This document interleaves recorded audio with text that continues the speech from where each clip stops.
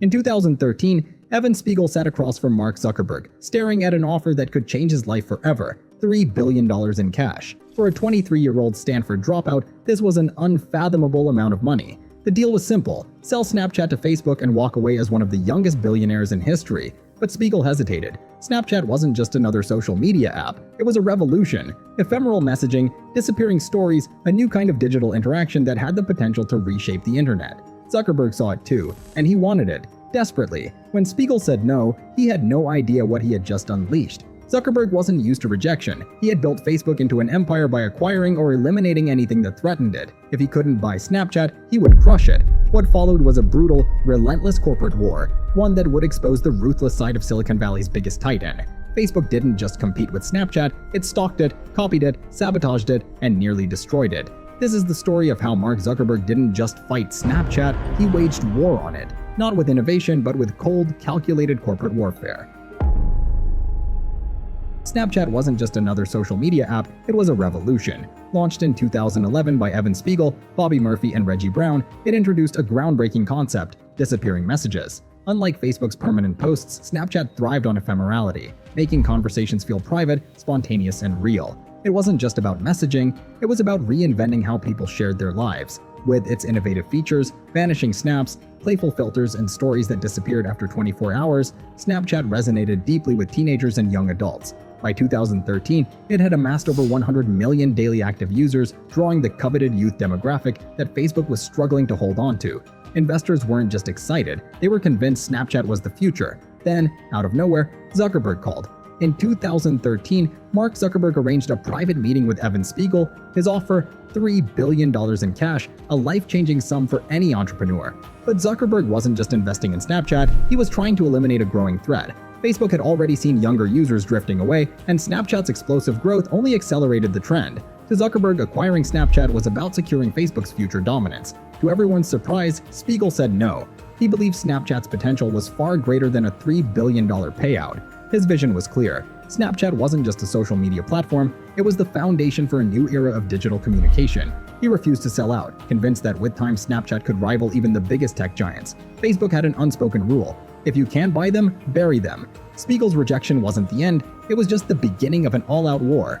Zuckerberg, unwilling to lose to a rising competitor, activated a strategy Facebook had used before: copy, dominate, and suffocate the competition. What followed was a series of aggressive moves that would shake the tech world to its core.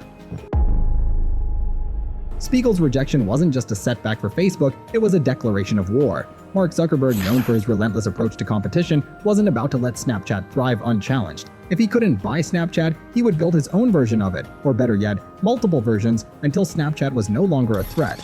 In December 2012, even before Snapchat officially rejected Facebook's offer, Zuckerberg launched Poke, an almost identical app. It had disappearing messages, photos, and videos just like Snapchat, but there was one problem: it felt like a cheap knockoff. Users saw through it instantly, and within months, Poke was labeled a failure and quietly abandoned. Facebook learned from Poke's failure. Instead of launching a standalone competitor, it integrated Snapchat's core feature into Instagram, an app that already had a massive user base. In August 2016, Instagram Stories was born. It was a blatant copy of Snapchat Stories, allowing users to post photos and videos that vanished after 24 hours. Unlike Poke, Instagram Stories took off instantly. With Instagram's built-in audience, adoption was rapid, and soon Instagram had more daily active users on Stories than Snapchat had on its entire platform. Zuckerberg wasn't done. Facebook took the cloning strategy further by rolling out Messenger Day and WhatsApp Status, both direct copies of Snapchat Stories. By 2017, the battle wasn't just between Snapchat and Instagram. Facebook had turned every one of its platforms into a Snapchat competitor. As Facebook's clones gained momentum, Snapchat faced another challenge: Facebook's control over distribution. Snapchat relied on organic reach, but Facebook, with its dominant advertising system and powerful algorithms, could prioritize Instagram Stories over Snapchat and visibility. Facebook made it easier for influencers and brands to succeed on Instagram, further starving Snapchat of growth and relevance. With every move, Zuckerberg was tightening the noose. The war was far from over, but the tide was turning. Snapchat, once the leader in innovation, was now struggling to keep up. What would Spiegel do next? By 2017, Snapchat was struggling to keep pace. Facebook had successfully integrated Snapchat's core features across its platforms, and the social media giant wasn't stopping there. With Instagram Stories, Messenger Day, and WhatsApp Status dominating the market, Snapchat needed to innovate fast. But what came next would push Evan Spiegel's company to the brink. Snapchat's biggest revenue stream was advertising, but Facebook had an iron grip on digital ad spending. Zuckerberg leveraged Facebook's powerful ad network to lure advertisers away from Snapchat. Facebook's advertising tools were more advanced, more targeted, and more cost-effective, leaving Snapchat scrambling to keep its revenue afloat. Many advertisers who once experimented with Snapchat's young audience chose Instagram instead, where the reach was broader and analytics were superior. Then came the algorithmic death blow. Facebook-owned platforms deliberately suppressed Snapchat-related content, making it harder for influencers and brands to promote their Snapchat accounts. Meanwhile, Instagram and Facebook gave preferential visibility to their own stories, ensuring that user engagement stayed within their ecosystem. Snapchat influencers, unable to gain traction, started migrating to Instagram, where they could reach a larger audience with better engagement. In 2018, a single tweet from Kylie Jenner cost Snapchat an estimated $1.3 billion in market value. The reality star, once a major Snapchat influencer, tweeted, "So, does anyone else not open Snapchat anymore? Or is it just me? This is so sad." Overnight, Snapchat's stock plummeted, reinforcing the narrative that the app was losing relevance. Celebrities and influencers continued leaving, choosing Instagram stories instead. Desperate to regain momentum, Snapchat launched a controversial redesign in 2018. The update mixed personal messages with branded content, confusing users and sparking backlash. Longtime users hated the new interface, and many abandoned the app altogether. Meanwhile, Instagram stories continued to grow, seamlessly incorporating new features and monetization options. Despite everything, Snapchat refused to die. The company shifted focus to augmented reality AR filters, original content, and exclusive partnerships. Yet, with Facebook's dominance in social media and advertising, the damage had already been done. Snapchat was no longer a major threat to Zuckerberg's empire. It was a niche platform fighting to stay relevant in a world Facebook had reshaped in its own image. Mark Zuckerberg didn't just compete with Snapchat, he systematically crushed it. Not with innovation, but with sheer corporate power, strategic cloning, and aggressive market tactics. The war was over and Facebook had won. Despite Facebook's overwhelming dominance, Snapchat refused to fade into irrelevance. The fallout of the war between the two companies reshaped social media forever. But Evan Spiegel and Snapchat weren't done fighting yet. They had a plan for a comeback.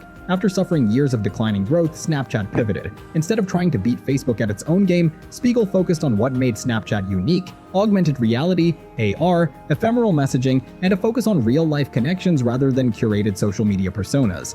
The company heavily invested in AR technology, introducing groundbreaking filters, lenses, and even the spectacles, Snapchat's smart glasses. While Facebook was facing scandals related to data privacy and misinformation, younger audiences started shifting away from Facebook and Instagram. Snapchat became a safe space for Gen Z, a demographic that valued privacy and authenticity over algorithmic feeds and engagement farming. Snapchat capitalized on this shift, rolling out features like private group stories, Bitmoji integrations, and Snap Originals, exclusive short-form shows. Meanwhile, Facebook's aggressive tactics were starting to backfire. Governments and regulators around the world began investigating Facebook for anti-competitive behavior, including its systematic cloning of Snapchat's features. In 2020, the Federal Trade Commission, FTC, and multiple state attorneys general filed an antitrust lawsuit against Facebook, accusing it of crushing competition by acquiring or copying rivals. The lawsuit cited Snapchat as a prime example of Facebook's monopolistic behavior.